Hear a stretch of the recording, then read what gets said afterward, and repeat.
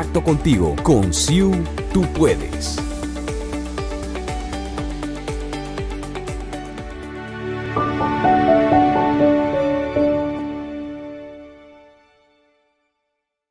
¿Sabías que Zion International University es una universidad internacional con estudios en todo el mundo y que contamos con carreras profesionales de tan solo 4 años y 100% virtuales? Solo debes enviarnos tus datos por mensaje interno y alguien de nuestro equipo se pondrá en contacto contigo para brindarte toda la información y la ayuda que hemos creado especialmente para ti. Puedes estudiar desde tu computador, tablet o celular. Además, no importa en el país en que te encuentres. No te pierdas esta maravillosa oportunidad. CIU es libertad. CIU es global.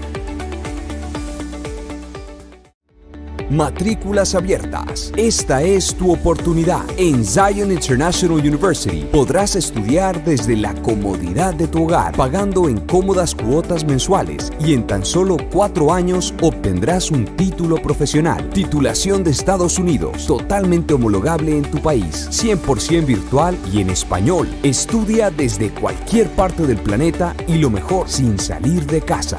Déjanos tus datos, nombres completos, WhatsApp y correo electrónico y pronto estaremos en contacto contigo. Con CIU, tú puedes.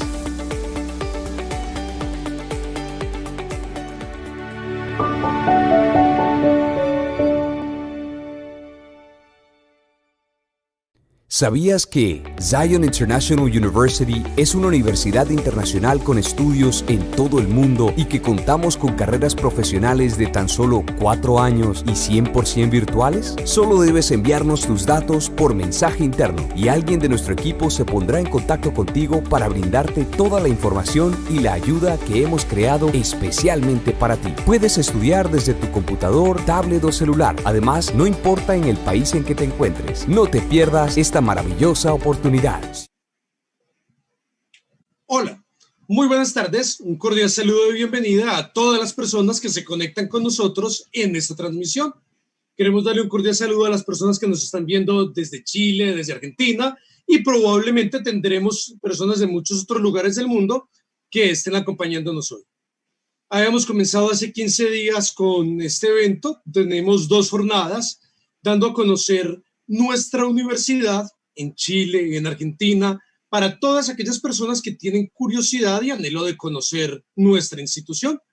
Nos habían invitado un grupo de personas que han estado realizando un trabajo social muy interesante, que han estado preocupándose por los intereses de las personas de Chile y Argentina, buscando porque estén de la mejor manera posible, y contamos con su presencia hoy. Son ellos quienes nos habían invitado a dirigirnos a ustedes y hoy contamos con su presencia. Queremos darle un cordial saludo a quienes estarán con nosotros esta tarde. Primero estaremos saludando a quienes precisamente nos invitaron. Estaremos hablando precisamente con el asesor de Mira Chile, el querido señor Juan Carlos González, con el asesor de Mira Argentina, el señor Jaime Eduardo Bañol, y también con el director de la asociación Mira Argentina, que es el señor Julián, y también con la directora ejecutiva de la asociación Mira Chile, María Yasmira Costa. Comenzaremos con un saludo de cada uno de ellos. Cada uno va a dirigirse a ustedes. Comenzaremos precisamente con el señor Juan Carlos González, que es el asesor de Mira Chile. Continuará el señor Jaime Eduardo Bañol, el asesor de Mira Argentina. Continuará la directora de Mira Chile, de Asociación Mira Chile, María Yasmir Acosta, y luego cerraremos con el señor Julián, con el ingeniero Julián, que es el director de Asociación Mira Argentina. Puede comenzar. Bienvenido, mi querido Juan Carlos González, bienvenido para que saludes a las personas que están hoy viéndonos. Bueno, bienvenidos todos. Muchísimas gracias, Sebastián. La verdad es una alegría inmensamente grande volver a compartir contigo. Y también compartir de nuevo con Camila, muchísimas gracias. Ver de nuevo la cara de Julián, me alegra muchísimo volverle a ver, ya que estando tan cerca como países vecinos, pues siempre de vez en cuando nos hemos visto nuestras caras. Me siento muy honrado y muy feliz.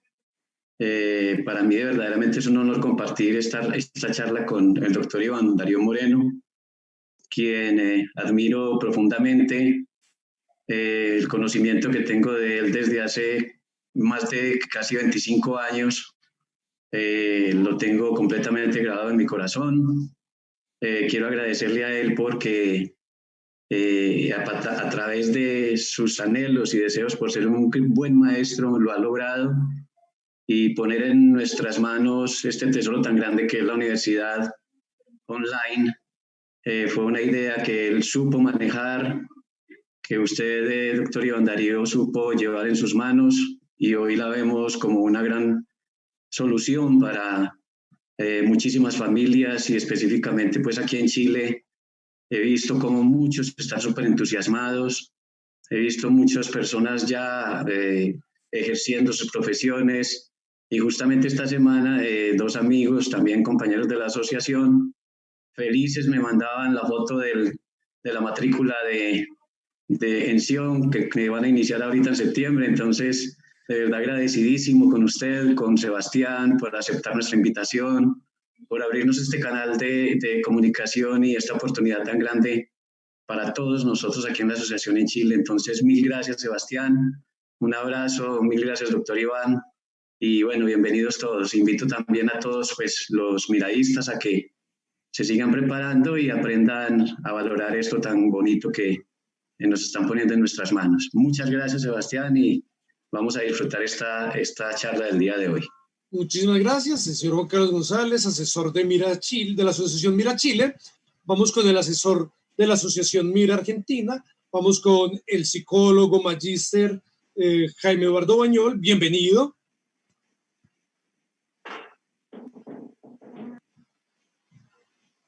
Todos. Buenas tardes a todos, un saludo, me alegra verlos, me alegra compartir en estos tiempos de aislamiento. Un saludo al doctor Iván, qué alegría verlo, qué alegría ver también a Sebastián, a Juan Carlos, a todos, a Julián. Bueno, muy complacido por esta invitación en esta tarde. Aquí en Argentina pues hay mucha motivación también de parte de muchas personas de poder vincularse a los diferentes programas de la universidad, de cursos, también los cursos de grado. Y bueno, también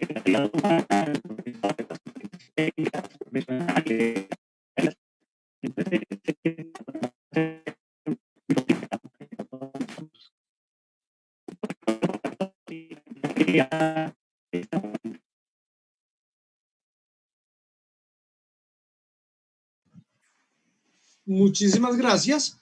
A continuación, contaremos con la intervención primero de la directora ejecutiva de la Asociación Mira Chile, nuestra invitada María Yasmira Costa, y apenas termine ella también estará el director de la Asociación Mira Argentina, el señor Julián. Bienvenidos. Bueno, muy buenas tardes. Muchas gracias a ustedes. Nos sentimos muy honrados, en verdad, que nos estén acompañando, que se hayan preocupado por nosotros, por atender este llamado que hicimos. En verdad, como lo expresaba el hermano Juan Carlos, todos estamos muy gozosos y muy deseosos de escuchar y aprender y poder vincularnos, y que nos siga capacitando y nos siga preparando en este camino. Así que muchas gracias por todo lo que nos van a enseñar, y de verdad esperamos ansiosamente lo que nos van a compartir el día de hoy. Muchísimas gracias. Ahora el director de la Asociación Mira Argentina. Muchas gracias, Sebastián. La verdad que una alegría. Doctor Iván Darío, también muchas gracias por la invitación y poder extender esta invitación a todos los miradistas de Argentina. Pues también un tema como muy importante que siempre ha trabajado Mira, y como un tema bandera del derecho de la libertad religiosa y todo ello. Tantos temas que pues ahora van creciendo, y muchos temas que dentro de la universidad pues se va aprendiendo. Entonces nos da mucha alegría de poder con todos los miradistas de acá de Argentina, y también mucha alegría también ver muchos profesores de aquí de Argentina, y hemos visto pues también las charlas. Entonces de verdad que nos alegra muchísimo, y gracias pues más que todo a ustedes por acompañarnos hoy. Muchísimas gracias. Contamos con la presencia hoy de nuestro CEO, creador, fundador, director de Zion International University, nuestro profesor Iván Darío Moreno. Él es, bueno, hay una cantidad de adjetivos que podríamos utilizar. Vamos a tratar de resumir de una forma muy sucinta su hoja de vida para que pueda intervenir, porque nos demoraríamos mucho si nos dedicáramos a cada punto. Diremos que él es diseñador instruccional, que es PhD en Kaiser University, Instructional Design and Technology. También es lingüista, es teórico cultural, es especialista en estudios religiosos, traductor, editor, tiene su propio sello editorial también, escritor, profesor, empresario, conferencista. Ha dado una serie de conferencias alrededor de todo el mundo, llenando auditorios en distintos lugares de Europa, en distintas ciudades de Suiza, distintas ciudades de España, en muchas ciudades de Estados Unidos, en muchas ciudades de Colombia.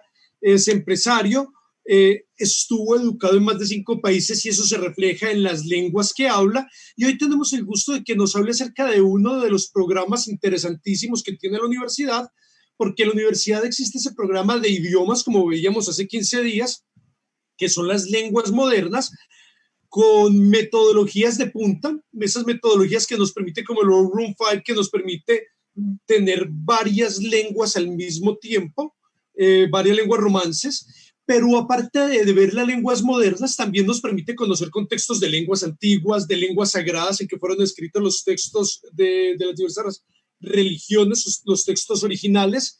Y hoy nos va a hablar de una de las áreas de concentración, que es precisamente la literatura bíblica. Nos va a hablar cómo al estudiar lenguas podemos también adentrarnos en la literatura bíblica, así que va a ser algo encantador. Es un gusto contar con su presencia, nuestro querido profesor Iván Darío Moreno, el director CEO de la universidad. Doctor Iván Darío, bienvenido. Muy buenos días, buenas tardes, muchísimas gracias por esta invitación. Gracias a los grupos de mira de Chile y Argentina, también a los profesores presentes. Gracias por esa introducción. Y pues sí, quiero hacerles una presentación de una área más bien nueva de la universidad que en este momento pues se ha llamado literatura bíblica, y pues yo quería explicarles a ustedes de qué se trata. Es prácticamente el estudio académico de los libros de la Biblia, ¿sí? Digamos que estamos acostumbrados a entender el significado teológico de las Sagradas Escrituras, pero muchos no saben qué métodos se utilizan en la academia pues para abordar esos mismos textos sagrados. Entonces es muy interesante que también entendamos esto, porque la manera como las academias, en este caso pues las universidades, estudian los textos sagrados. Es decir, no lo estudian desde la óptica de la teología, sino desde una óptica totalmente basada en las ciencias sociales, en las humanidades, específicamente en la historia. Entonces se decidió pues abrir como esa línea, digamos como esa área de conocimiento, y por eso se le denominó literatura bíblica. Pues yo voy a hacerlo más explícito, pues para que entiendan ese concepto. Cuando se aborda, digamos, los libros de la Biblia desde lo teológico, pues las preguntas que normalmente una persona se hace es ¿por qué Dios hizo esto? ¿Por qué Dios hizo aquello? ¿Por qué Dios permitió esto? ¿Sí? Esas serían como las preguntas que haría la gente. Pero cuando se abordan estos mismos textos desde el punto de vista de la ciencia, cambian las preguntas. Entonces, un académico pregunta, por ejemplo, ¿cuándo se escribió este libro? ¿Cuándo se escribió esta epístola? Por ejemplo, ¿cuándo se escribió la epístola a los Gálatas? Eso sería la pregunta. Otra pregunta sería, ¿cuál fue la audiencia a la que se dirigió la epístola? Por ejemplo, en el caso de los Gálatas, ¿sí? ¿Cuál fue la audiencia? Nos marca algo que se llama el contexto. Entonces estamos hablando del contexto sociocultural. Entonces, para analizar eso, pues tenemos que primero irnos más o menos qué es lo que nos dicen los paleógrafos sobre los manuscritos de Gálatas, ¿sí? Es decir, existen manuscritos de Gálatas, por ejemplo, que aún existen, no existen los originales, existen, son muchas copias. Entonces eso lo datan y más o menos nos ponen una fecha. Esa fecha simplemente indica que fueron escritos en esa fecha. No nos dice que no nos dicen que los eventos ocurrieron en esa fecha. Por ejemplo, si se encuentra un manuscrito que lo datan, por decir algo, del año 200 después de Cristo, no significa que el manuscrito o que los eventos ocurrieron en el 200 después de Cristo, sino significa que están contando algo que aparentemente ocurrió tal vez 100 años antes o 150 años antes, ¿sí? Que es precisamente parte de la historia, digamos que la historia que aparece en el Nuevo Testamento. Entonces, desde la parte académica se puede abordar el estudio de esos mismos textos sagrados desde otra óptica. Entonces, existen los métodos, se llaman los métodos del estudio del Nuevo Testamento. Si yo me enfoco en solamente los manuscritos, entonces estamos entrando al área de lo que llamamos la crítica textual. Sí, la crítica textual es un área del conocimiento que busca reconstruir los originales, que a propósito va a ser uno de los temas principales del seminario que voy a realizar en Suiza en el mes de septiembre, en el seminario de Historia de la Biblia, sus orígenes y traducciones. Ahí se va a profundizar más en cómo se está abordando el tema de la crítica textual, tanto del Antiguo como del Nuevo Testamento. Entonces, como para darles una idea de este método, existen aproximadamente 5.800 manuscritos del Nuevo Testamento. Imagínense. Es decir, el Nuevo Testamento tiene varias epístolas, ¿sí? Etcétera, etcétera. Y de todas esas epístolas y evangelios tenemos más o menos 5.800 porque todavía está creciendo ese número porque cada vez se encuentran más. Imagínense ustedes 5.800 manuscritos del Nuevo Testamento. Ni siquiera los libros clásicos griegos como la Odisea, la Ilíada tienen tantos manuscritos, ¿sí? Entonces eso hace que este campo sea mucho más interesante de simplemente de pronto abordarlo, obviamente, desde la parte teológica. ¿Cuál es el problema que tienen esos manuscritos? No el problema, sino más bien la particularidad, y es que esos manuscritos no son iguales, hay variaciones. Entonces, la pregunta que se hacen los académicos es, como todos estos manuscritos tienen tantas variaciones, pues necesitamos reconstruir el posible original, ¿sí? Entonces, si tengo, por ejemplo, un manuscrito del año 200 después de Cristo, otro del 500 después de Cristo, otro del año 1500, ¿sí? Entonces, y si esos tres tienen variaciones, entonces el trabajo del académico es analizar y reconstruir el posible original, ¿sí? Entonces, eso es un método que utiliza la academia para abordar, en este caso, los manuscritos. Hay otro método que es el método llamado el historicismo crítico. ¿Eso qué quiere decir? Ya volviendo a lo que les estaba diciendo anteriormente, las preguntas que se hace un académico es ¿a qué audiencia se escribió esta epístola o este libro? ¿Sí? Entonces, volviendo al tema de los Gálatas, claro, hay que analizar y ubicar más o menos cuándo pudo haber sido escrito el libro de Gálatas. Digamos que hay como un consenso en donde se habla que Gálatas fue una de las primeras epístolas que escribió el apóstol Pablo, ¿sí? Es más, que fue escrita antes que los mismos evangelios. Entonces, partiendo de acá, podemos ubicar a Gálatas o la escritura del libro de Gálatas en un rango de tiempo más o menos entre el 40 y el 50 después de Cristo. Entonces, ya tenemos más o menos un contexto, 40 al 50 después de Cristo, Galacia. Entonces, hay que estudiar cómo era Galacia en esa época, qué datos tenemos de esa época. ¿Para qué? Para poder entender el contexto, para poder entender la cultura, ¿sí? La ideología, etcétera, etcétera, etcétera. Entonces, claro, al leer una epístola de estas con ese contexto, le da mucho más sentido al mensaje que está allí escrito, ¿sí?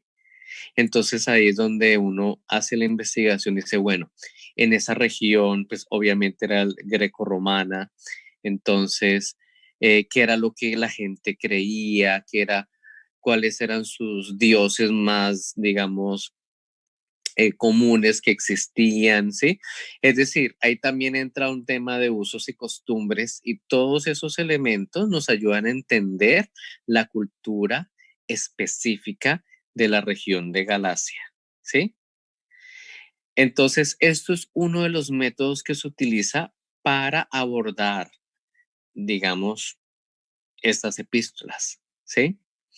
Entonces, volviendo a lo que les estaba diciendo, ¿cuándo se escribió? ¿A quiénes se escribió? ¿A quiénes escribió esta epístola o este evangelio? Ahora, el mundo grecorromano era un mundo muy diverso, muy diverso. La provincia de Galacia no era lo mismo que la provincia romana o la provincia de Judea. Era un universo, era un imperio multicultural, multirreligioso, entonces hay que entenderlo así y hay que leerlo así. Entonces es muy enriquecedor, ¿sí? Sobre todo es muy enriquecedor para personas que, digamos, que ya tienen la lectura, digamos, desde la parte teológica, se nutre con la lectura ya académica, histórica, por así decirlo. Entonces, en esos cursos de literatura bíblica, precisamente se le enseña al estudiante el contexto, ¿sí? Aparte del contexto, también se analiza mucho el lenguaje, ¿sí? En el caso del Nuevo Testamento fue escrito en griego koiné. Entonces, el griego koiné, pues obviamente es una forma antigua del griego moderno. El griego koiné es diferente al griego clásico con la que se escribieron libros como la Ilíada y la Odisea, ¿cierto? Es decir, el griego koiné es un griego común, ¿sí? Si lo comparo con el griego clásico, obviamente el griego clásico es más pulido, es más literario, es más puro. El griego koiné es una lengua común porque precisamente eso significa koiné, lengua común. Entonces,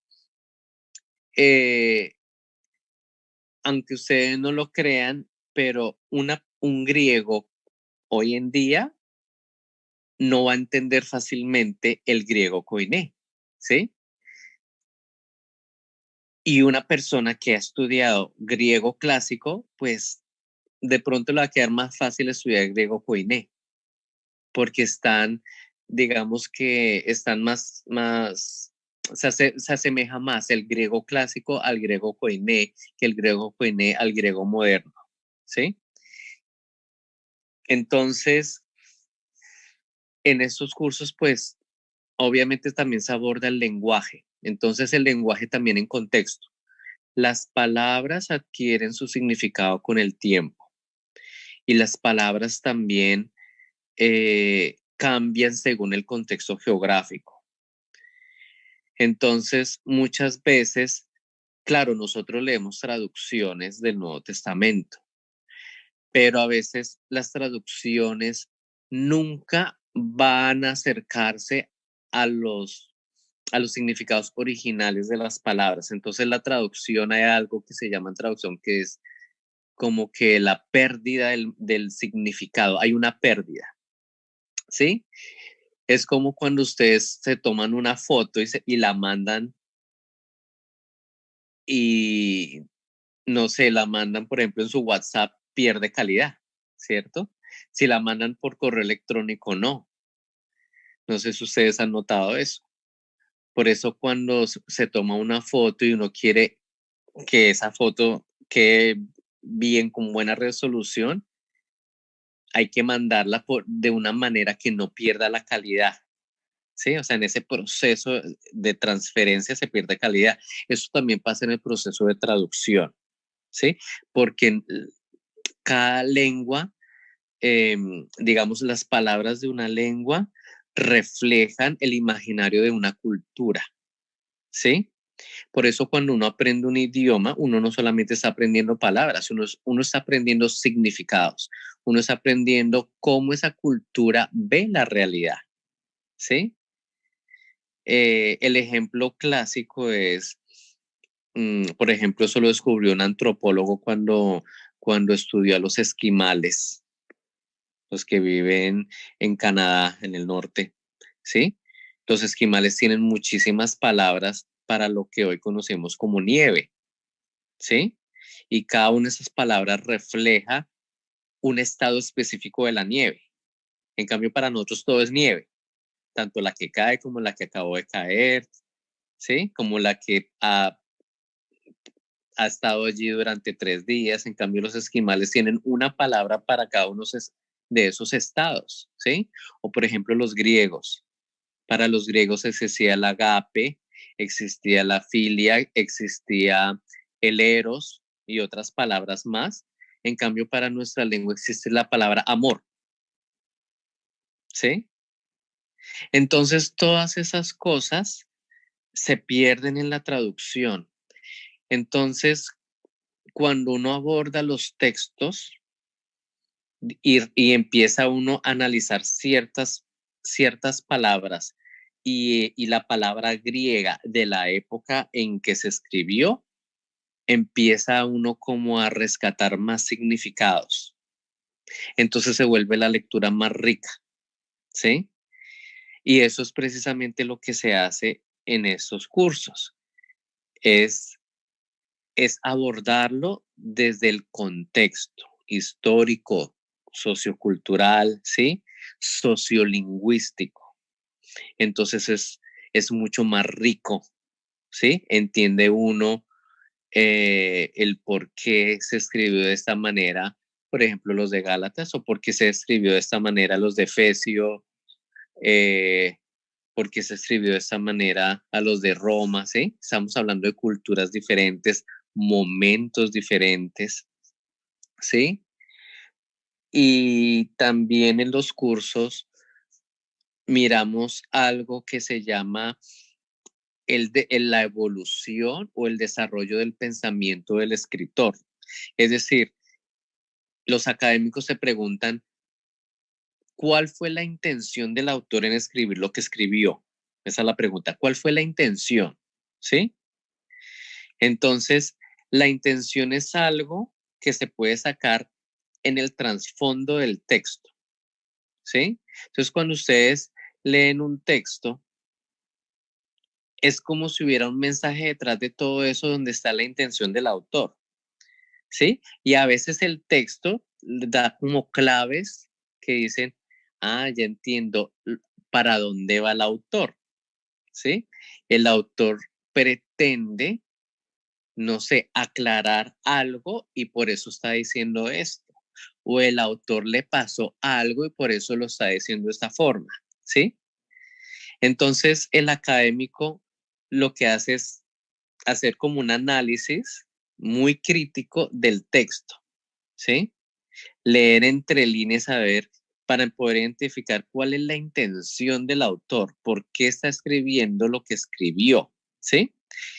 Que es un método totalmente académico, ¿sí? Porque él, obviamente, desde el punto de vista de la teología, el autor, o sea, simplemente se concentra es en el significado teológico de esas palabras. El académico no, el académico quiere analizar es qué fue lo que pasó que motivó al autor escribir eso, ¿sí? Entonces, claro, para eso necesitamos varios elementos, necesitamos saber como elementos circunstanciales, qué era lo que estaba pasando en ese momento.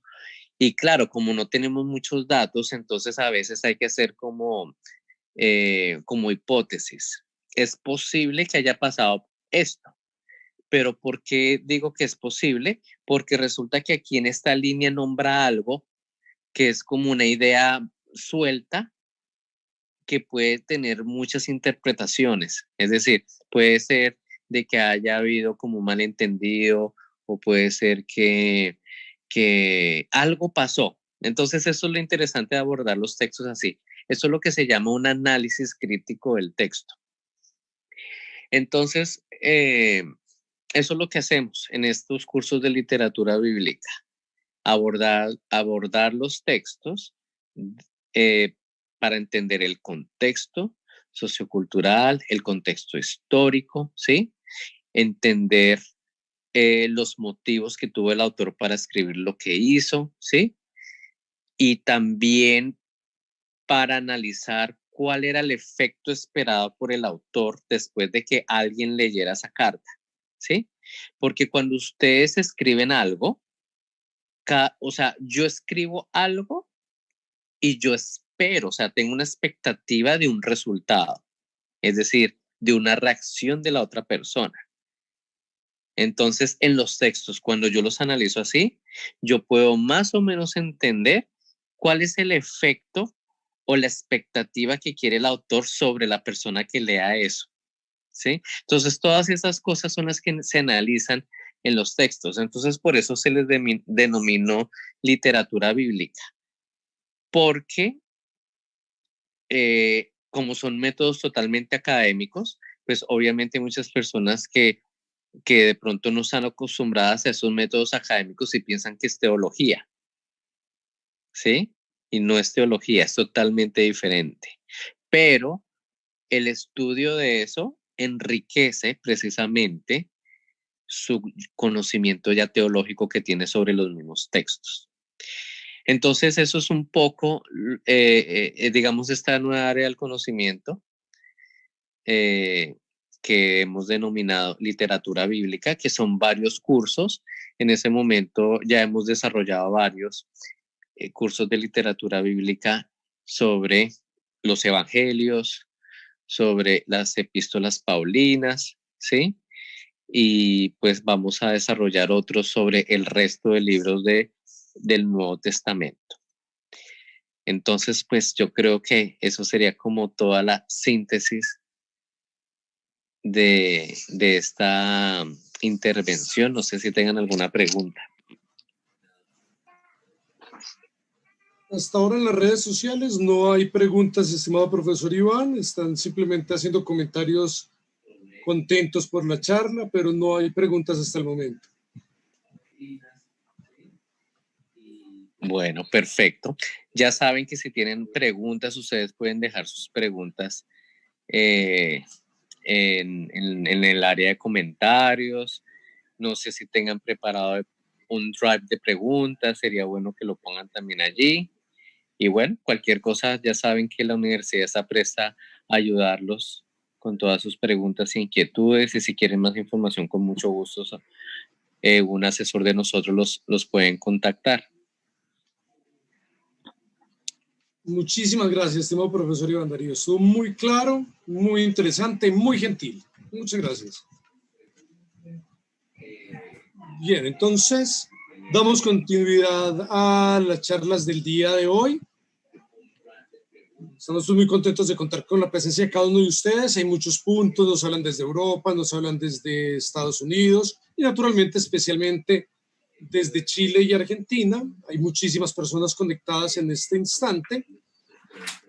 vamos ahora a pasar a una presentación de manera general de dos puntos interesantes de la universidad que pueden ser también muy llamativos para ustedes. Entonces vamos a hablar de una manera muy general en qué consiste la carrera de Ciencias Políticas. Hace 15 días contamos varias carreras, ahora les acabamos de hablar un poco de idiomas y literatura bíblica, ahora nos van a hablar de la carrera de Ciencias Políticas, nos van a hablar un poco del Instituto de Derechos Humanos y nos van a hablar también un poco acerca de la certificación.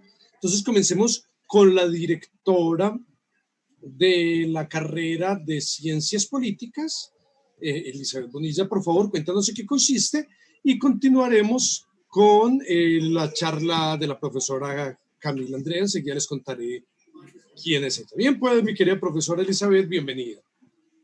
Hola, muy buenas tardes. Muchas gracias a todos los profesores que nos acompañan hoy, pero también a todas las personas que están en este momento conectadas a través del canal de YouTube. Para nosotros como institución, como universidad, realmente es un privilegio contar con ustedes. Y bueno, en mi caso particular, es muy, muy emocionante poderles contar sobre esta carrera, la carrera de Ciencias Políticas y Libertad Religiosa.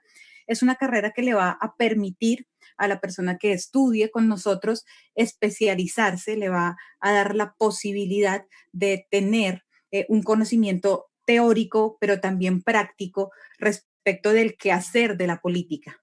Vamos a lo largo de esta carrera vamos a ahondar en conocimientos sobre teoría política, vamos a estudiar áreas del derecho que son necesarias, digamos, para poder comprender y entender cómo se configura la ciencia política actualmente. Hacemos un paseo por la economía, pasamos también por la comunicación y todo esto son herramientas teóricas y técnicas que se les van a presentar a los estudiantes para que de esta manera tengan estos profesionales la capacidad de ¿qué? De moverse en el mundo profesional como asesores, como personas que construyan a partir de no solamente las prácticas políticas, sino que también lo hacen a partir del desarrollo de procesos sociales y comunitarios, participación en ONGs, asesoramiento particular, incluso la ciencia política como ciencia es tan amplia que les va a permitir a quienes estudien con nosotros profundizar en áreas gerenciales, en gerencia estratégica y van a poder entonces ustedes tener un futuro profesional muy, muy amplio. En cuanto a la universidad, pues nosotros tenemos un plus que es muy, muy bonito y es el plus de la libertad religiosa. Esto, entendido en el marco de los derechos humanos, es sumamente importante para las sociedades modernas, para las sociedades globales. Entender la libertad religiosa como un elemento indispensable para la comprensión y la construcción de sociedades y de comunidades armónicas. Entonces, pues la carrera les brinda esta oportunidad, además de darles la posibilidad de profundizar en algunas áreas específicas que van a ser no solamente al gusto de ustedes, sino que van a ser producto también de todo el proceso que van a tener ustedes con nosotros durante los primeros semestres. Estamos hablando de profundizaciones en el área de comunicación política, en el área de derecho internacional, en el área de derechos humanos, junto pues con el Instituto de Derechos Humanos, también en el área de la economía. Así que bueno, realmente son líneas muy, muy generales que se presentan de la carrera, pero esperamos que ustedes se sientan inquietos, que se pongan en contacto con nosotros y que nosotros podamos no solamente responder sus inquietudes, sino que cómo no encontrarnos en el futuro ya académico estudiando esta ciencia que realmente es muy, muy constructiva. Querida Elizabeth, muchísimas gracias, eres muy amable. Ustedes saben que esto es solo un pequeño abrebocas, apenas estamos contándoles lo general. Llegará un momento en el que les podemos contar de manera más amplia a todas las personas del sur que están interesadas, que nos convocaron, que nos invitaron a contarles en qué consisten las carreras de la universidad. Estamos en este ciclo de charlas y aprovechamos para contarles un poco de las carreras, pero llegará el momento en el que les podremos contar de una manera más detallada cada una de ellas en qué consisten. A continuación, la profesora Camila Andrea Sánchez, politóloga de la Universidad del Tolima, magíster y socióloga de la Universidad Iberoamericana de Ciudad de México, docente de Zion International University en los programas de certificación religiosa y psicología social. También pertenece a la red de politólogas del Instituto de Derechos Humanos de Libertad Religiosa y les va a contar, grosso modo y de una manera general, en qué consiste el instituto, y luego les va a dar una charla muy interesante en la cual veremos el papel que está jugando la religión en algo tan importante como la construcción de tejido social. Así que quedamos en este momento en manos de la profesora Camila Sánchez. Bienvenida. Bueno, muchas gracias, profesor Sebastián. Muchas gracias por la invitación a las personas de Chile, de Argentina, gracias a la universidad y al doctor Iván Darío también. Espero que todos estén muy bien y bueno, vamos a hacer esto así súper rápido, súper conciso. Hablarles primero del instituto, pues el Instituto de Derechos Humanos y Libertad Religiosa está dentro de la misma universidad, dentro de la Universidad de Sion, y tiene como programas pues el programa de Ciencia Política que ahorita nos comentaba la profesora Elizabeth, y también tiene a su cargo la certificación en libertad religiosa. Esta certificación pues empezó hace algunos años, el año pasado la retomamos para el contexto europeo. Ya los estudiantes están terminando esta certificación para Europa, ahorita en septiembre finalizamos, y acabamos de abrir hace un mes más o menos la certificación nuevamente para Colombia. Entonces estamos en ese proceso, pues la idea es que también nosotros podamos llevar esta certificación en libertad religiosa a otras partes, por ejemplo al Cono Sur, Chile, Argentina, también pues en otros lugares, digamos, de Latinoamérica, como lo hemos venido haciendo. Entonces, pues esta presentación es un abrebocas de los temas que tratamos en la certificación. Es una certificación con profesores muy preparados, con profesores que tienen experiencia en los temas y que han abordado pues estas temáticas a través de observatorios, a través de publicaciones, en trabajos de grado. Y pues esto es importante, ¿no? Porque no nos podemos quedar solamente como en lo académico, como en lo teórico, sino que es necesario trasladarnos al aspecto práctico. Entonces, de lo que yo les voy a hablar hoy es así súper concreto, es sobre qué papel juega la religión en el tejido social, en la construcción del tejido social, porque es importante hablar de la religión en estos tiempos y cómo podemos nosotros, pues, empezar a reflexionar sobre todo el papel que juega pues este aspecto en nuestra sociedad, en nuestra cotidianidad, en los estados, en la política, en todo esto. Entonces, aquí partimos como brevemente un recorrido histórico, saltándome muchas cosas. Pues primeramente la libertad religiosa empieza, digamos, tenemos como antecedente el Edicto de Milán, en donde pues se le concedía como una libertad parcial o minimizada a los cristianos para ejercer su religión, en donde pues se decía, bueno, ustedes, los cristianos, una nueva categoría o una nueva religión que están haciendo, entonces es necesario que nosotros promovamos una libertad para ellos, para que ellos crean y para que ellos también se reúnan. También está el Edicto de la Tolerancia de Europa, pues ahí ya empezaba a reconocer, en 1568, empezaba a reconocer otras fuentes o otros tipos de creencia, como lo era pues el calvinismo, el luteranismo, el cristianismo, como pues confesiones cristianas. Recordemos, esto es un bagaje histórico que también el doctor Iván nos ha permitido pues aprender, como todas estas civilizaciones, todos estos aspectos que uno puede retomar para analizar pues las diferentes religiones, pero en este caso pues era un contexto histórico restrictivo, un contexto en donde predominaba una religión nada más. Entonces, lo que hace el Edicto de Tolerancia para Europa, pues es abrir un poco el margen para dar inclusión a nuevas expresiones religiosas. Después eso ya es más contemporáneo del siglo pasado, es realmente muy reciente, pues la Declaración Universal de los Derechos Humanos y el Convenio Europeo de Derechos Humanos, en donde ya legalmente, digamos, universalmente se empieza a reconocer la libertad de cultos, de creencia, la libertad religiosa como un derecho humano intrínseco y que debe ser intrínseco al ser humano y que debe ser garantizado por los estados, buscar como aquellos aspectos para promover la libertad religiosa.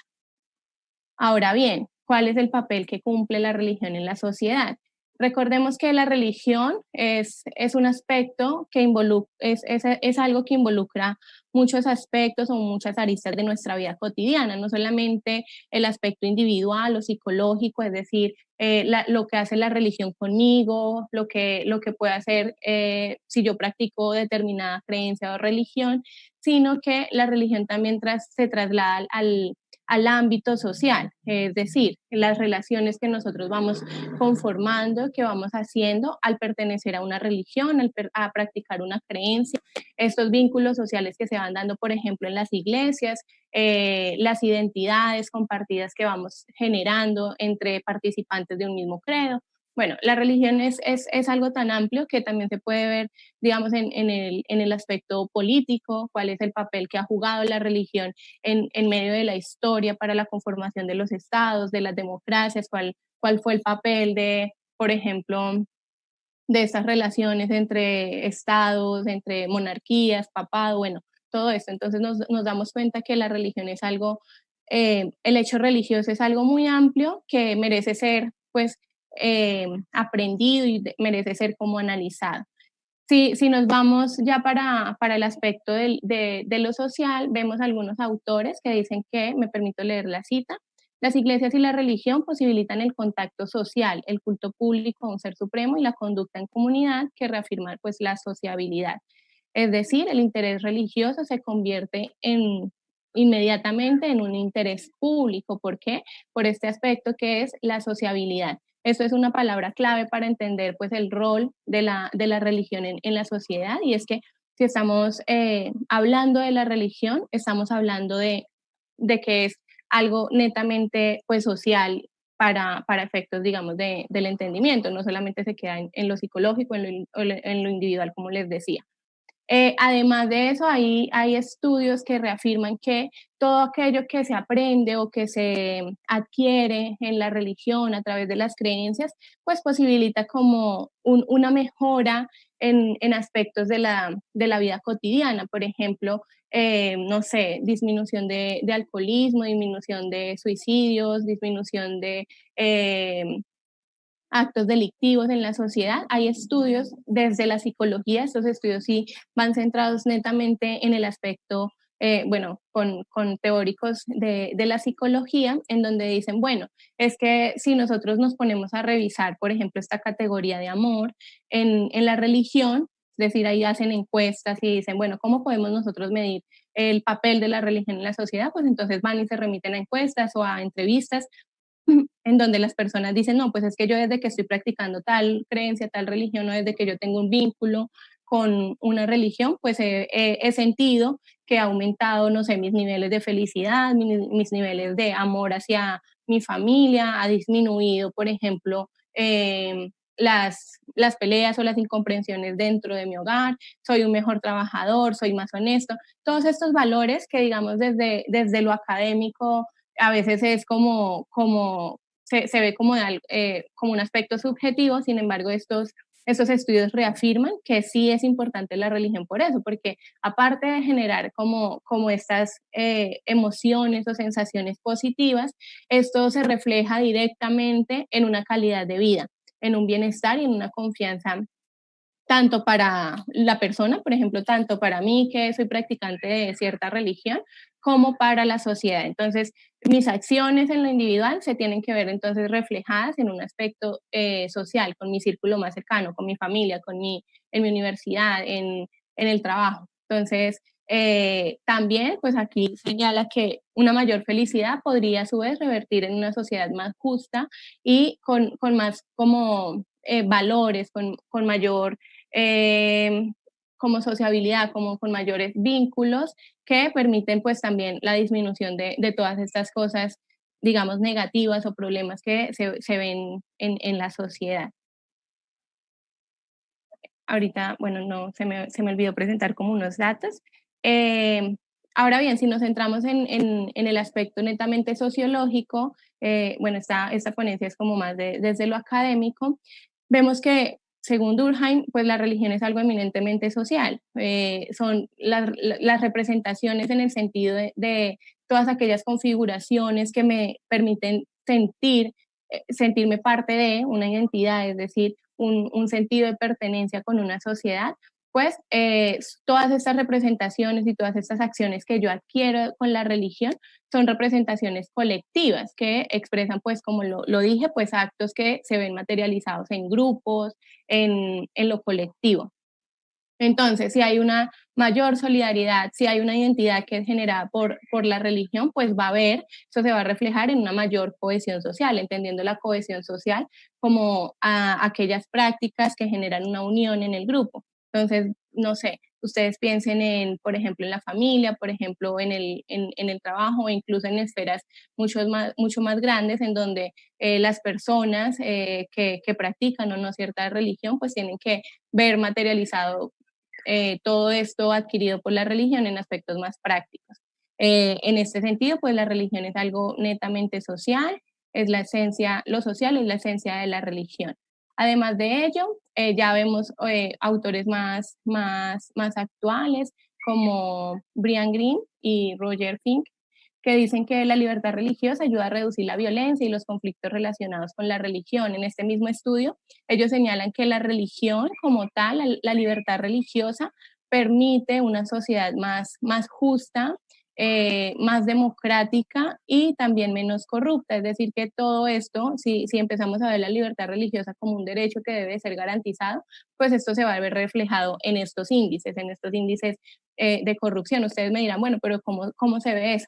Esto se ve pues a través de los estudios, a través de todas estas estadísticas que se toman a nivel de país, por ejemplo, a nivel gubernamental, todas estas estadísticas que no solamente se centran en decir ustedes tienen empleo o no, sino que también por lo general estos estudios estadísticos pues combinan mucho la parte emocional, la parte psicológica, la parte de, como les decía, el amor, cómo se siente usted, por ejemplo, cuando va a la iglesia. En esto hay muchos estudios, por ejemplo, de las organizaciones que trabajan el tema de la libertad religiosa como Open Doors o hay también los estudios de Pew Research, en donde abordan todas estas temáticas y otros observatorios que han venido trabajando el tema de la libertad religiosa. Por ejemplo, aquí en Colombia, el Observatorio de Libertad Religiosa también ha abordado esto para Colombia y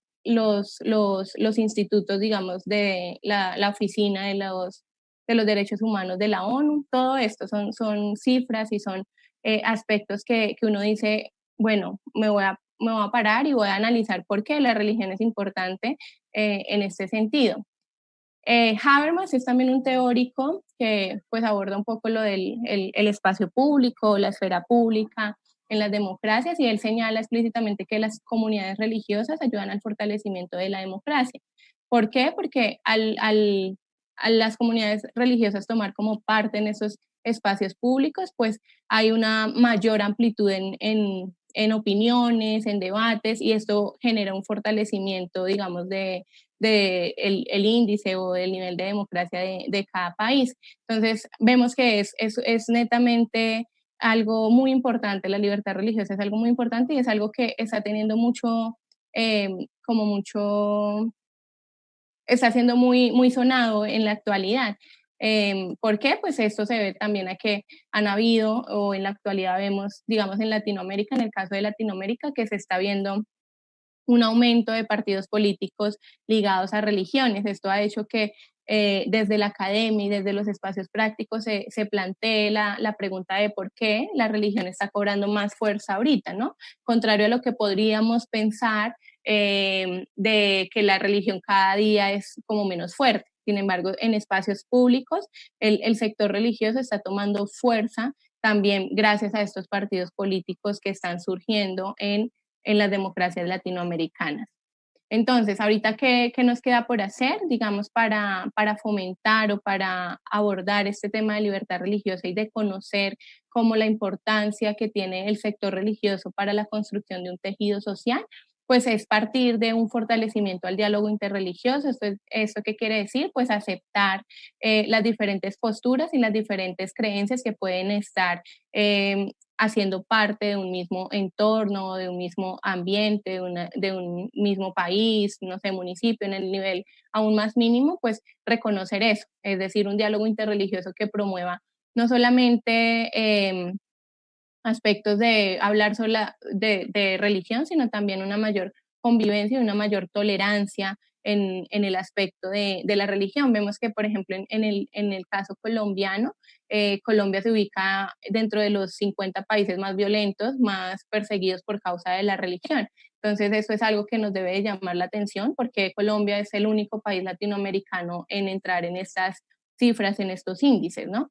Entonces, a pesar de que la libertad religiosa es un derecho humano fundamental, reconocido, como les decíamos en la Declaración Universal de los Derechos Humanos, pues vemos que la libertad religiosa aún está siendo violentada, aún se ven muchas cosas que uno dice, bueno, esto estamos en qué siglo, estamos en el siglo XXI, estamos en siglos donde, mejor dicho, los torturaban o los mataban por practicar una creencia. Tenemos que cooperar para que se haga efectiva una libertad religiosa, es decir, poner de nuestra parte y también hacer parte o vincularnos a espacios de participación en donde se debatan estos temas. Tener en cuenta que la libertad religiosa y todas las políticas de libertad religiosa no implica una lucha de creencias en donde decimos, es que mi creencia es la mejor, la que predomina, mi creencia es la que me va a salvar, por ejemplo, y tu creencia es la mala, tú te vas a condenar por practicar esa creencia. No, en estos espacios no vale pensar así, yo creo que en ningún espacio, no es una lucha de creencias, sino que son espacios en donde nosotros podamos dialogar, en donde podamos construir desde nuestras diferentes perspectivas y desde nuestras diferentes formas de pensamiento también. Y nos queda por hacer, pues, el promover el respeto y la tolerancia por la diversidad de religiones, es decir, la libertad religiosa se debe garantizar para todos, o sea que alguien crea, sea que alguien no tenga ninguna creencia, la libertad religiosa es un derecho y debe de ser garantizado para todos, o sea, no es solamente para los cristianos, para los católicos, para todas las ramas o raíces religiosas, sino que también es para aquellas personas que se abstienen y dicen yo prefiero no creer en nada y me tienen que respetar y no me tienen que perseguir por ser, no sé, ateo, agnóstico o diferente pues forma de pensamiento o ideología. Entonces, pues en realidad es una presentación muy corta y eso era lo que yo tenía por decirles, como para también motivarlos a que ustedes reflexionen en eso, la importancia de que nosotros hoy hablemos de la libertad religiosa y cómo este aspecto es algo muy amplio que abarca muchas dimensiones de nuestra vida, no solamente personal, sino también social, y cómo pues empecemos a tomar como parte y involucrarnos como en estas discusiones que se han quedado como olvidadas y se piensa que ya es un tema superado porque hay un derecho ya garantizado, entonces ya es una discusión que no hay que dar y pues no, vemos en la práctica que no. Entonces, muchas gracias por la invitación. No sé si hay preguntas, profe Sebastián. Querida Camila, muchísimas gracias, eres muy amable. Solo comentarios muy interesantes, reflexiones que realizan, pero no como tal preguntas. Hubo alguien que preguntaba la diferencia entre ciencias políticas y derecho. Si de pronto quisieras decirles grosso modo alguna de las diferencias.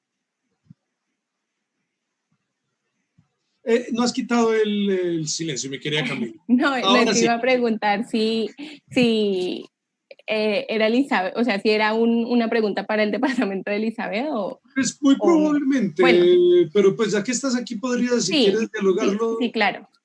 Bueno, en realidad la diferencia es amplia.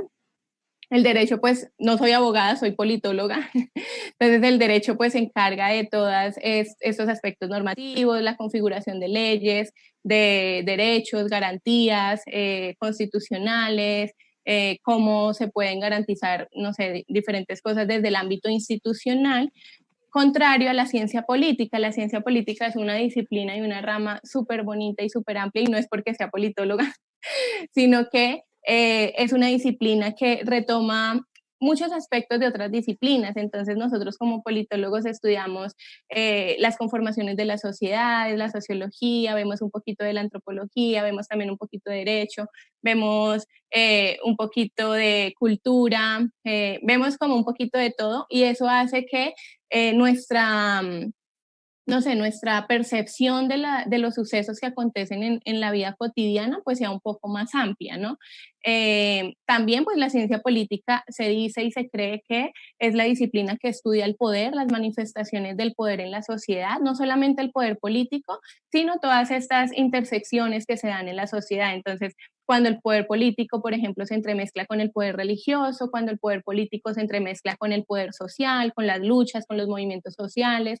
La ciencia política pues tiene muchísimas ramas también, los partidos políticos, los movimientos sociales, el aspecto de la conformación de nuevas identidades políticas. En tanto que es una disciplina que estudia el poder, pues sí se centra también mucho en los aspectos de las democracias, de los sistemas políticos, los regímenes, por ejemplo, los regímenes totalitarios, las monarquías.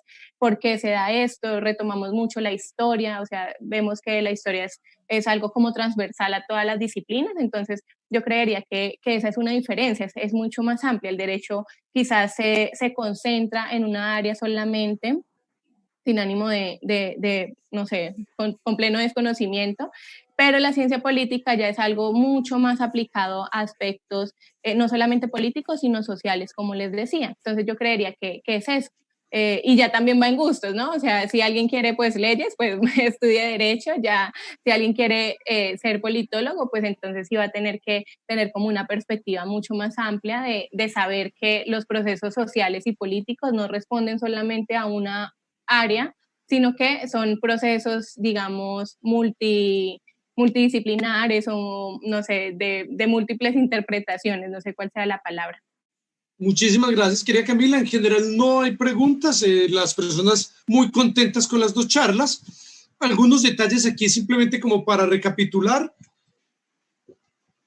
Con este cierre que tuvimos, al final vamos a tener también una pequeña intervención de la directora de Ciencias Políticas que nos va a dialogar sobre esto mismo, algo en torno a lo que acabamos de responder, pero de una manera muy sencilla, muy sucinta. No quiero caricaturizar, sino dejar como algún detalle muy claro. En una parte estamos estudiando todo el fenómeno político, en el otro estamos estudiando las leyes, ¿no es cierto? Entonces las leyes las aplicamos en determinada sociedad específica o en general si es derecho internacional, y en el otro estamos analizando con multiplicidad de ciencias cómo es la política. Ahora ustedes son las expertas en eso, ahora también seguro Lizeth nos mencionará un detalle. En torno a lo que nos decía el profesor Iván Darío, como para cerrar, mire que cuando uno estudia la literatura, lo puede estudiar de múltiples maneras. Hay múltiples métodos académicos para estudiar la literatura y eso es apasionante. La literatura uno la puede estudiar por un método crítico, por un método analítico, por un método crítico histórico, por un método hermenéutico, fenomenológico. Entonces, ¿cuál es el punto? Todos estos métodos especializados del estudio de la literatura los vamos a poder aplicar al texto bíblico. Entonces, las personas que están interesadas, que les gusta el texto bíblico, que lo leen, que les parece importante, que les parece relevante para su vida, van a tener una serie de métodos que les va a enriquecer la lectura, porque no solo lo van a poder encontrar desde la perspectiva teológica, desde lo que crean, sino que van a poder encontrar todo lo que hay alrededor en interpretación hermenéutica, fenomenológica, en interpretación histórica, crítica, muy bonito, porque les va a dar muchas herramientas para poder seguir. Y eso es algo interesante. Recordemos, hace 8 días veíamos que teníamos idiomas, que son las lenguas modernas, particularmente estudiamos lenguas romances. Dentro del Instituto de Idiomas tenemos también francés, alemán, italiano, y el inglés como algunas de las lenguas que más fuertes estamos manejando de momento. El método Euron 5, la intercomprensión, un método maravilloso, aprender al mismo tiempo 5 lenguas romances, es un método apetecido, magnífico, hermosísimo, y ya hay otras áreas de concentración que cada uno puede elegir. Entonces uno dice, voy a estudiar idiomas, y otro dice, me interesa estudiar idiomas, pero no solo lenguas modernas, sino esas lenguas clásicas y esas lenguas que permitieron escribir los textos religiosos. Por ejemplo, yo quiero profundizar en griego, por decir algo, en griego koiné, no en el griego clásico en el cual están escritos los libros filosóficos o los libros como la Ilíada y la Odisea, sino el griego koiné, el griego común. Magnífico, puede estudiarlo y allí va a entender qué es lo que dice el texto original. Otra persona dice, yo quiero estudiar el hebreo. Maravilloso, puede irse para hacerlo estudiando el hebreo. Otra persona va a decir, no, me interesan más los estudios religiosos. Qué interesante, ya que estoy estudiando idiomas, poder saber cuáles son los estudios religiosos, de dónde vienen las religiones, cada religión, cuál era el idioma original y aprender unas bases, por ejemplo, entender un poco del sánscrito y estas lenguas indoeuropeas tan potentes en las cuales se escribieron los textos antiguos. Esto es maravilloso, ¿no es cierto? Otra persona va a decir, no, me interesa más con literatura bíblica. Cada uno elige idiomas con la carga en el área de concentración que prefiera. Otra persona va a decir, yo quiero es historia y geografía. Me parece encantador la certificación que hizo el profesor Iván Darío, me encanta. Y quiero profesionalizarme y aprender de historia y geografía. Maravilloso. Otro va a decir, no, yo quiero estudiar psicología. Hace 15 días hablamos de psicología. Magnífico. Tenemos la carrera de psicología con énfasis en la parte social y en diversidad. Diversidad cultural, diversidad religiosa. Eso es maravilloso. Eso es verdaderamente encantador. Ahora, otra persona podrá decir, yo quiero esa administración de empresas, pero además de administración de empresas va a tener un plus que difícilmente se encuentra en la actualidad, que es aprender cómo se administra también una ONG o cómo se puede administrar una entidad religiosa. Entonces es una situación interesantísima también, tiene varios plus. Otra persona dice, no, yo lo que quiero es estudiar comunicación social y periodismo. Tenemos una carrera hermosa y medios de comunicación que los que cuenta SAIU, que les va a permitir hacer las prácticas y todo lo demás. Así que hay una diversidad amplia. Ya les hablamos un poco acerca de ciencias políticas y tenemos una variedad muy agradable de carreras, todo un ramillete para que puedan elegir estudios religiosos. Si no quieren estudios religiosos con idioma, lo pueden elegir solo. Religiones comparadas, el origen de las religiones, cuáles son las metodologías de investigación científica por medio de las cuales se puede analizar la religión, el fenómeno religioso, el hecho religioso.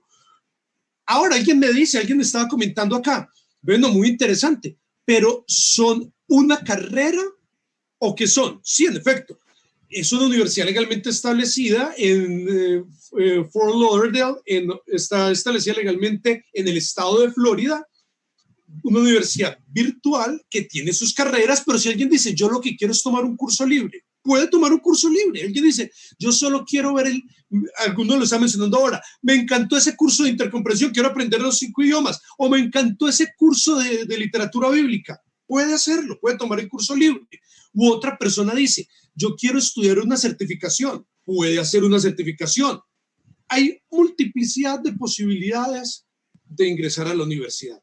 Así que están cordialmente invitados. Eso de aprender los idiomas es algo maravilloso. Miren que hay una tradición en medio del mundo árabe, dentro del mundo musulmán, hay una tradición muy interesante que dice que cada una de las personas árabes debe leer por lo menos una vez en su vida el Corán, pero en árabe clásico, en el texto en el que se escribió originalmente. Ya decía Gadamer, traducir es interpretar, leer es interpretar, Schleiermacher lo profundizaba. Lo profundizó Humberto Eco en decir casi lo mismo, leer es interpretar. Algunos dicen que leer es mal, que traducir es mal interpretar.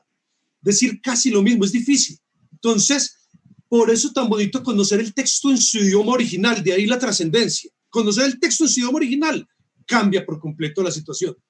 Así que son carreras muy hermosas, están invitados a que podamos profundizar en cada una de estas carreras. Las personas que están en Argentina, con el director de la Asociación Mira Argentina, el ingeniero Julián Ordóñez, y con el asesor de la Asociación Mira Argentina, el psicólogo Jaime Eduardo Bañol, pueden ustedes contactar a nuestros profesores en Argentina. Tenemos muchos profesores en Argentina, como el señor Fernando Merlano, la señora María Fernanda Mourel, también tenemos a la profesora Silvana Cataldo. Tenemos un grupo de profesores muy buenos que están en Argentina, los pueden contactar. Esta semana tenemos ya una reunión de mercadeo para afinar unas cosas en Chile también y pueden contactar ustedes en Chile a nuestra profesora y directora del programa Elizabeth Bonilla, al señor William Bonilla, director de la Asociación Mira Chile, que esta semana vamos a acabar de cuadrar unos detalles y van a tener ustedes contacto que les pueden ayudar, y en nuestras redes sociales, ahí las están viendo en los chat box. Entonces ha sido un gusto muy grande. La profesora Elizabeth se va a dirigir a ustedes, y en tanto la profesora Elizabeth les mencione un par de detalles, vamos a hacer el cierre. Profesora Elizabeth, te escuchamos. Ya, muchas gracias. No, digamos, para profundizar un poco en la respuesta que dio Camila y que quede como muy, muy claro para las personas que nos están escuchando, el derecho y la ciencia política se complementan en lo siguiente. El derecho va a establecer la normativización de la política. ¿Qué significa? Que el derecho son las leyes. ¿Y qué es una ley? Una ley es algo que le dice a la sociedad, que nos dice a ustedes y a nosotros como ciudadanos, cuál es el deber ser. Entonces, ponemos un ejemplo, por ejemplo, en esta época de la pandemia. El deber ser es que usted salga con un documento que le acredite que puede estar en la calle por determinado tiempo. Eso lo hace el derecho a través de la ley, digamos si fuera ya una legislación como tal. Mientras que la ciencia política lo que estudia es el fenómeno político, lo que significa que el fenómeno político es el ser. No el deber ser, sino lo que es. Se supone que es así. La política se ve de esta manera. La economía se estudia de esta manera. El derecho internacional se ve de esta manera. Por eso la ciencia política está todo el tiempo introduciéndose en la teoría política para explicar el ser del fenómeno político dentro de su acción o su influencia dentro de una comunidad, que es la diferencia con el derecho, porque el derecho además se instrumentaliza a nivel nacional. En cada país hay una manera particular en la que se desarrollan las leyes y en la que se ejecutan esas legalidades al interior de ese territorio. Entonces, esa es la diferencia. La ciencia política es más general, es más amplia, y el derecho está un poco más segmentado a los territorios y está normativizando los hechos políticos. Básicamente era esa la cuña ahí. Mil gracias. Realmente encantados, muy contentos de que hayan estado con nosotros. Les reiteramos, las matrículas están abiertas. Estamos en nuestro semestre de verano. Tenemos en septiembre el inicio de las carreras, así que están cordialmente invitados para que puedan acercarse. Tenemos estos contactos en Chile, estos contactos en Argentina. Tenemos nuestras páginas, nuestras redes sociales en donde pueden contactarnos también directamente. Así que bienvenidos. Esperamos que muchos de ustedes comiencen a estudiar con nosotros. Tenemos estas carreras tan maravillosas preparadas para ustedes. Además, las certificaciones. Miren que particularmente la de libertad religiosa tiene una situación interesante. ¿Y cuál es? La de libertad religiosa tiene un detalle interesante, es que muchas veces se estudia la libertad religiosa, pero como fenómeno estrictamente jurídico, mientras que el espíritu de la certificación es mucho más amplio porque nos permite entender de dónde viene como fenómeno cultural la libertad religiosa, histórica, cultural, socialmente, desde la antropología, la sociología, desde cada una de las ciencias. ¿Cómo se dio esa libertad religiosa? ¿Cómo se estudió la religión? ¿Y de dónde viene ese fenómeno? Como un hecho social, como un hecho ético, como un hecho cultural de múltiples interpretaciones. Entonces es muy interesante, muy enriquecedor, nos va a permitir ser mucho más amplios, mucho más ciudadanos del mundo, y vamos a tenerlo muy pronto para el sur también con las particularidades que se presentan en Argentina y en Chile. Veo que ha regresado nuestro querido profesor Iván Darío, supongo que va a despedirse del público, así que para cerrar, cerremos con broche de oro con nuestro querido profesor Iván Darío. Pues la verdad, muchísimas gracias a todos por su tiempo, su disposición. La verdad que las presentaciones de hoy estuvieron muy interesantes. Obviamente por cuestiones de tiempo, pues no podemos extendernos para dar mucho más información, pero yo pienso que lo que se dio hoy es un abrebocas muy interesante, pues para que la gente se anime a estudiar, a prepararse y sí, y que se motive. Empezamos en septiembre otra vez nuestra jornada académica, entonces pueden dejar sus datos. Y bueno, pues en nombre de todos, de nuestro decano Sebastián, de los profesores de la universidad, de Mira Chile Argentina, de todos ustedes, pues muchas gracias, un abrazo a todos y esperamos encontrarnos ya sea de forma virtual o presencial otra vez en este tipo de eventos. Muchas gracias. Gracias, felicidades, que estén muy bien, gracias, hasta la próxima. Matrículas abiertas. Esta es tu oportunidad. En Zion International University podrás estudiar desde la comodidad de tu hogar, pagando en cómodas cuotas mensuales, y en tan solo 4 años obtendrás un título profesional. Titulación de Estados Unidos, totalmente homologable en tu país, 100% virtual y en español. Estudia desde cualquier parte del planeta y lo mejor, sin salir de casa. Déjanos tus datos, nombres completos, WhatsApp y correo electrónico, y pronto estaremos en contacto contigo. Con CIU, tú puedes.